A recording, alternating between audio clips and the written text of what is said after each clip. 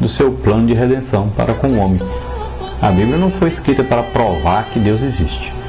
Não, a Bíblia é um livro que foi inspirado por Deus para trazer ao homem conhecimento maior de Deus e do seu plano de redenção. Deus existe e este livro, a Bíblia, é a palavra de Deus. Na lição número 12, nós veremos então a igreja serva da Bíblia. Então nós vamos ver que a igreja é o corpo de Cristo na terra e a igreja ela é orientada, ela é governada, ela tem como a sua carta magna, ela tem como a sua constituição a palavra de Deus, que é a Bíblia. Tudo que a igreja faz, tudo que a igreja prega e ensina vem da palavra de Deus. De que maneira a igreja deve viver? Segundo o que está escrito na Bíblia. Então a Bíblia, ela não se acomoda ao homem, o homem é que tem que se acomodar à Bíblia. A palavra de Deus não muda, é eterna. Então nós é que temos que nos submeter. A palavra de Deus, alguns dizem que é mais atual do que o jornal que ainda vai sair amanhã. Então não existe isso de tentar adaptar a Bíblia aos nossos costumes, às nossas épocas, nada disso. A Bíblia, ela não passa, e Jesus diz que nenhum tio da palavra de Deus será mudado e nem passará. Depois, na lição número 13, nós veremos o valor do estudo da Bíblia.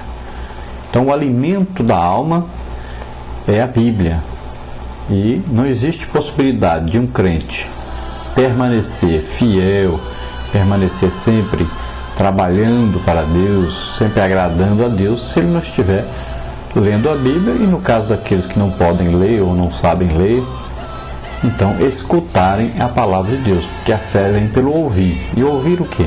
A palavra de Deus. Então a fé é adquirida através da audição da palavra de Deus. E é evidente, alguém não sabe ler, não pode ler, ou alguém não escuta. Então existe aquela leitura, né, em braille, e a pessoa então vai poder ter esse contato com a palavra de Deus, entender o que é a palavra de Deus, e ele então vai ser edificado. Mas como aí são poucos, então esses poucos são desse jeito, mas o restante todos, então a fé vem pelo ouvir. E o ouvir a palavra de Deus, é pela palavra de Deus é que você vai adquirir a fé, é que você vai ser convencido pelo Espírito Santo do pecado, da justiça e do juízo. Então, a edificação vem pelo ouvir, e ouvir o que? A palavra de Deus, a Bíblia. Então, nessa palavra, o Espírito Santo pega essa palavra e traz a revelação, traz a nós então o convencimento, traz a nós o conhecimento de Deus.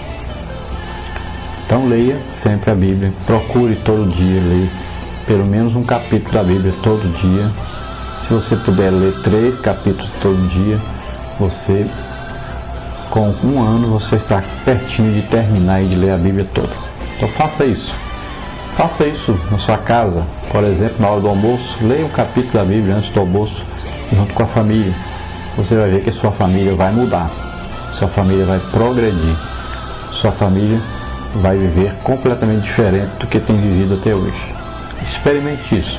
Nós vamos passar agora a comentar então a primeira lição deste 4º trimestre de 2008.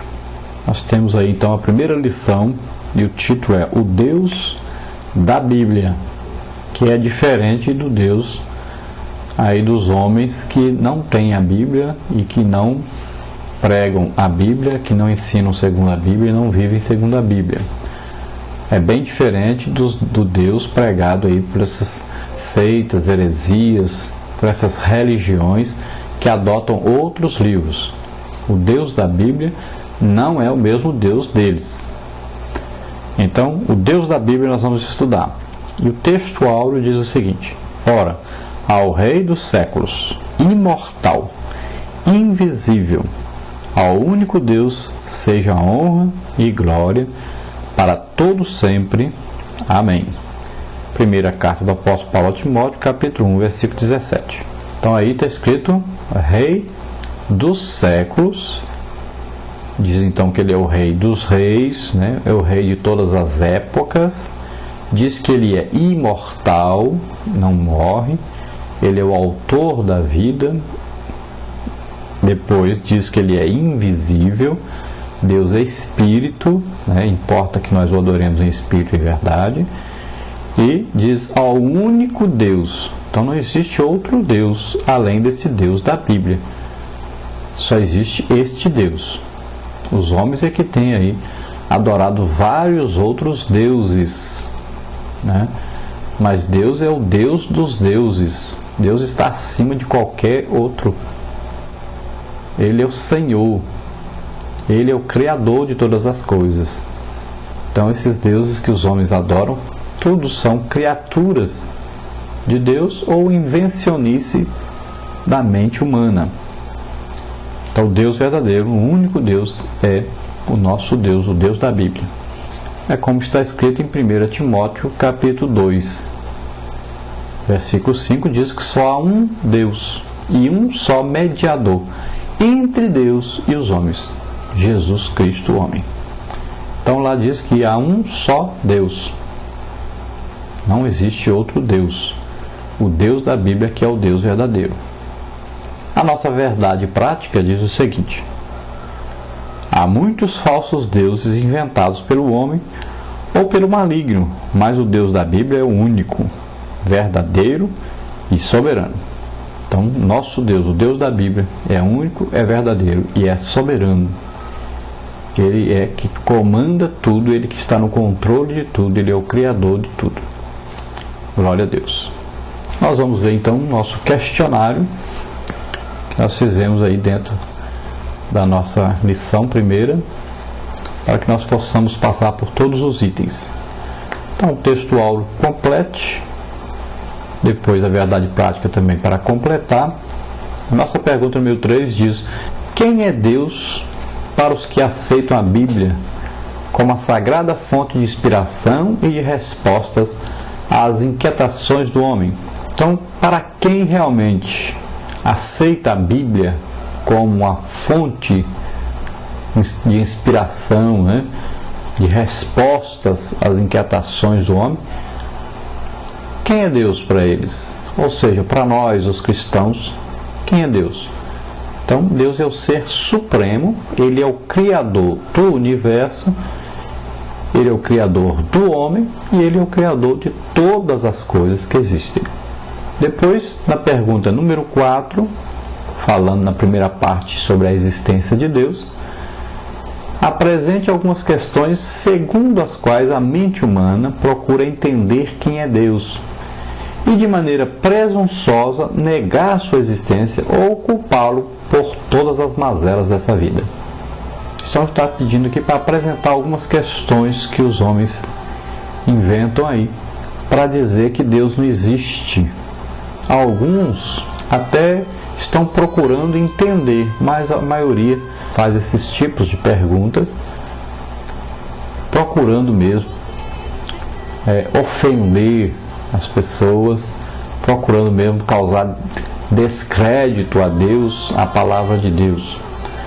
Então, alguns dizem: se ele existe, inquire os críticos da palavra de Deus então. Por que há tantas tragédias causando sofrimento a milhares de pessoas, inclusive inocentes e piedosos? Então alguns dizem: então por que existem tragédias? Por que existem coisas terríveis que acontecem, matam milhões e milhões de pessoas? Por quê?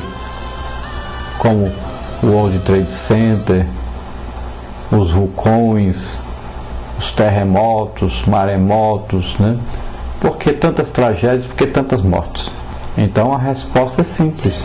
Deus deu ao homem o livre-arbítrio para escolher o que fazer, como viver. E o resultado da ação do homem, principalmente então sobre a terra, sobre as coisas da terra, sobre a natureza, traz ao homem a consequência do que ele está plantando. Você planta, você colhe. Então, quando você destrói as matas, quando você destrói o ecossistema, você retira petróleo, mais petróleo debaixo da terra, você vai tirando areia aí da beira dos rios. Então você vai plantando, né? Vai se concentrando a humanidade toda em cidades. Isso tudo traz depois um resultado. Então o homem está colhendo o resultado daquilo que ele está plantando, né? O calor excessivo, muitas vezes o frio excessivo num lugar, calor demais no outro, essas mudanças climáticas, tudo isso, ação do homem. Então Deus